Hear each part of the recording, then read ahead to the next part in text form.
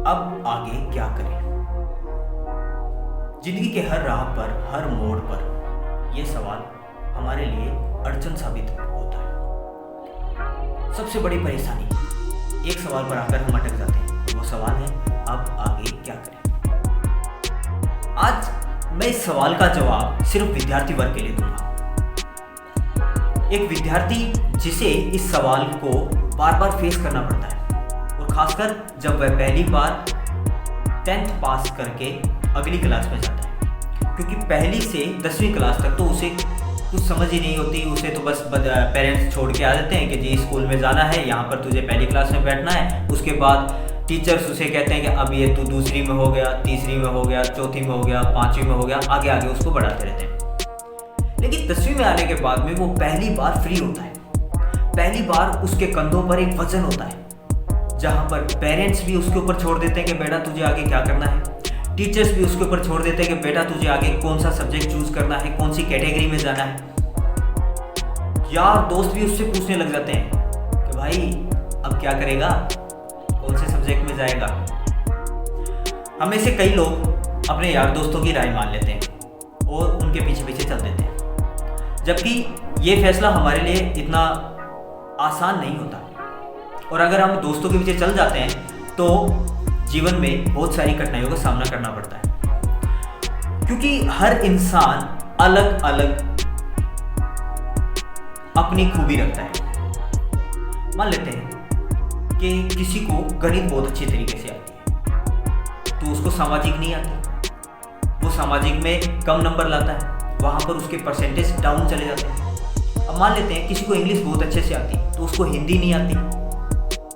तो आप कैसे कह सकते हैं कि हर व्यक्ति एक अच्छे रैंक का होता है, या अच्छे रैंक का व्यक्ति भी किसी एक सब्जेक्ट में मार्क्स जरूर खाता है। आप ये देख सकते हैं, ठीक है। अब यहाँ पर एक ऐसे स्टूडेंट की बात करते हैं जो प्रत्येक सब्जेक्ट में 100/100 लेके आता है, प्रत्येक सब्जेक्ट में। तो आप उसको जानने की कोशिश कीजिए कि उसका रट्टा बहुत अच्छा है, वो चीज़ों को समझता नहीं है, वो रट्टा मारता है। अब इसका मतलब ये नहीं है कि वो गणित में टॉप कर रहा है, विज्ञान में टॉप कर रहा है, इंग्लिश में टॉप कर रहा है, सामाजिक में भी टॉप कर रहा है। तो वो सभी सब्जेक्टों में अच्छी रैंक हासिल कर सकता है। वो किसी सब्जेक्ट को चूज करे तो वहाँ पर अपनी प्रतिभा को दिखा सकता है। ऐसे बहुत ही कम लोग होते हैं जो सभी सब्जेक्ट में महारत हासिल कर सके। हालांकि मैं यहाँ पर ये नहीं कह रहा कि किसी भी सब्जेक्ट या कोई भी सब्जेक्ट हीन भावना की दृष्टि से उसको देखना चाहिए, जैसा कि आज के ज़माने में होता रहता है। जैसे साइंस लेने वाले को उच्च श्रेणी दी जाती है, वाह इसने गणित ले रखी है, इसने साइंस ले रखी है, इसने बायो ले रखी है, इसका फ्यूचर ब्राइट है, ये अच्छा मुकाम हासिल करेगा। आर्ट ले रखी है, आर्ट वाला हीन भावना से उसको देखने लग जाते हैं, आर्ट ही ले रखी है, अच्छा छोटा मोटा सब्जेक्ट। कॉमर्स थोड़ा सा साइंस और आर्ट के बीच का सब्जेक्ट आया था कॉमर्स। ऐसा नहीं है। आपने पीएचडी नाम सुना होगा, डॉक्टरेट की एक उपाधि है, ज़्यादा बात नहीं करेंगे इसको, डॉक्टरेट की एक उपाधि है। तो भूगोल में भी डॉक्टरेट होती है, सामाजिक में भी डॉक्टरेट होती है, लिटरेचर का कोई भी सब्जेक्ट, साहित्य का कोई भी सब्जेक्ट आप ले लीजिए, यानी लैंग्वेज आप कोई भी ले लीजिए, उसमें भी डॉक्टरेट होती है। हिस्ट्री, पॉलिटिकल वगैरह वगैरह जितने भी आर्ट के सब्जेक्ट है, साइंस के सब्जेक्ट है, कॉमर्स के सब्जेक्ट है, उन सभी में डॉक्टरेट होती है, यानी पीएचडी होती है। और वो सभी अपना अपना एक मुकाम हासिल करते हैं, अपना अपना एक लेवल रखते हैं। तो कोई भी किसी से कम नहीं है। आप सबसे पहले तो सब्जेक्ट के अकॉर्डिंग किसी को जज करना छोड़ दीजिए, और अगर आपको कोई जज करता है तो उसे मेरी ये वीडियो दिखा देना। अब बात करते हैं कि आपको कौन सी कैटेगरी चूज करनी चाहिए जिससे आपको कम कठिनाइयों का सामना करना पड़े, कंपटीशन लेवल लो हो। साइंस, आर्ट्स या कॉमर्स कैटेगरी का मीन्स ये। तो दोस्तों ये फैसला सिर्फ आपका होगा। सबसे पहले तो आपको खुद के बारे में जानना होगा, कि आपको सोचना होगा कि आपको पसंद क्या है। मान लेते हैं कि किसी का रुझान समाचार वगैरह देखने में है, किसी को राजनीति अच्छी लगती है, किसी को मोदी, राहुल, कांग्रेस, बीजेपी, बसपा वगैरह वगैरह इन सब के बारे में जानना अच्छा लगता है, तो उसे पॉलिटिकल लेनी चाहिए, चाहे वो पढ़ने में कितना ही अच्छा क्यों ना हो। यानी ऐसे हो कि भाई उसको मैथ में बहुत अच्छे रैंक आ रही है लेकिन उसको पॉलिटिकल पसंद है, तो उसे पॉलिटिकल साइंस ही लेनी चाहिए। मैं नहीं कहूँगा कि आप मैथ ले लो और अपने जीवन को बर्बाद कर लो। आपने 3 इडियट मूवी जरूर देखी होगी। उसमें एक कैरेक्टर होता है जिसका नाम होता है फरहान। फरहान एक ऐसा टैलेंटेड बच्चा होता है जो बचपन से होशियार होता है। उसके पेरेंट्स उसके लिए बहुत कुछ बहुत सेक्रीफाइस करते हैं। मतलब कि उसके लिए उसके कमरे में एसी लगाना, उस फिल्म में आपको बताया गया है, और उसे इंजीनियरिंग के लिए अच्छे कोचिंग सेंटर्स में पढ़ाना, और उसके बाद में एक अच्छे कॉलेज में भी दाखिला करवा दिया जाता है। आशा यही रहती है कि बच्चा बीटेक करे, इंजीनियर बने और हमारा नाम रोशन करे, एक अच्छा घर हो, एक अच्छी गाड़ी हो, अच्छा उसका लाइफ हो, उसकी करियर बहुत शानदार हो जाए। लेकिन उसे पसंद क्या होता है? फोटोग्राफी। वो फोटोग्राफी जितने जुनून के साथ करता है उतने जुनून के साथ इंजीनियरिंग नहीं पढ़ता। अब ऐसा ही आपके साथ ना हो, इसके लिए आपको आपके अंदर का फरहान पहले ही समझना होगा कि आपको पसंद क्या है। अब इसका मतलब ये नहीं है कि आप टिकटॉक पे वीडियो बनाने लग जाएं कि जी मैं तो फिल्म स्टार ही बनना चाहता हूँ। देखिए, फिल्म स्टार बनना है या कोई इस तरह का काम करना है तो भी स्टडी बहुत ज़रूरी है। स्टडी के बिना लाइफ में कुछ भी नहीं है। तो कोई भी मुकाम हासिल करने के लिए आपको स्टडी तो करनी ही पड़ेगी।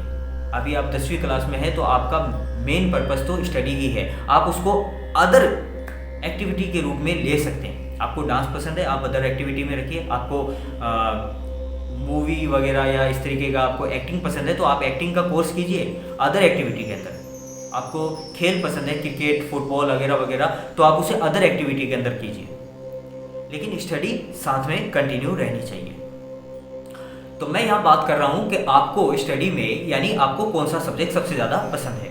तो आपको पॉलिटिकल साइंस पसंद है, आपको हिस्ट्री पसंद है, आपको भूगोल पसंद है, आपको मैथ पसंद है, आपको बायो पसंद है, केमिस्ट्री पसंद है, फिजिक्स पसंद है, तो सबसे पहले तो आप वह चूज कीजिए। यह चूज करने के बाद में ही आप अपनी कैटेगरी में जाइए। ठीक है, आपके पास 3 कैटेगरी है, आप इसे आगे जाके बदल भी सकते हैं। अब इस 3 कैटेगरी के अंदर थोड़ा सा डिवाइडेशन मैं आपको बता देता हूँ। अगर आप साइंस कैटेगरी को चूज करते हैं तो साइंस कैटेगरी को 2 पार्ट्स में बांटा गया है। फर्स्ट है मेडिकल, सेकंड पार्ट है इसका नॉन मेडिकल। अब अगर आप मेडिकल वाले पार्ट की बात करते हैं तो इसमें आता है बायो, ठीक है, बायोलॉजी। सेकंड ऑप्शन रहता है आपके पास केमिस्ट्री, थर्ड ऑप्शन रहता है फिजिक्स। फिजिक्स 12वीं के बाद आपसे हट जाती है, उसके बाद केमिस्ट्री कंटिन्यू रहती है और बायोलॉजी के आगे पार्ट कर दिए जाते हैं, जूलॉजी, बॉटनी वगैरह वगैरह, और उसके बाद वो कंटिन्यू रहता है। केमिस्ट्री का भी ऑप्शन आप अब के स्टूडेंट्स के लिए एक फ़ायदे की बात है कि केमिस्ट्री का ऑप्शन भी अगर आप चाहें तो हटा सकते हैं। केमिस्ट्री की जगह आप कंप्यूटर साइंस ले सकते हैं। लेकिन मैं आपसे यही कहूँगा, अगर आप साइंस में जाते हैं, चाहे आप बायो में जा रहे हैं यानी मेडिकल की तरफ जा रहे हैं या नॉन मेडिकल की तरफ जा रहे हैं, आप केमिस्ट्री का ऑप्शन ज़रूर रखिए।